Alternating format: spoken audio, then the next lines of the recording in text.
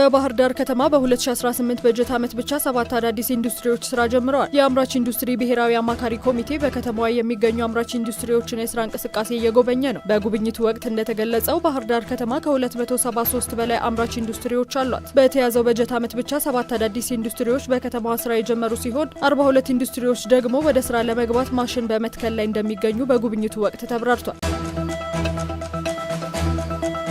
አማራ ባንክና ወጋገን ካፒታል ኢንቨስትመንት ባንክ በሰነደ መዋለ ንዋይ ምዝገባ ላይ በትብብር ለመስራት ተስማሙ። የአማራ ባንክ ዋና ስራ አስፈጻሚ ዶክተር ዮሐንስ አያሌው በፊርማ ስነ ስርዓቱ ወቅት እንዳሉት ዘመናዊና የተሟላ የካፒታል ገበያ መቋቋሙ ተጨማሪ እድሎችን ለመጠቀምና በዘርፉ ንቁ ተሳትፎ ለማድረግ እድል ፈጥሯል። በስምምነቱ መሰረት አማራ ባንክ በባለ አክሲዮኖቹ የተያዙ ሰነደ መዋለ ንዋዮችን የማዘጋጀት ማስተባበርና ከካፒታል ገበያ ጋር የተያያዙ የማማከር ስራ ኃላፊነቶችን ለወጋገን ካፒታል ኢንቨስትመንት ባንክ መስጠቱን አብራርተዋል።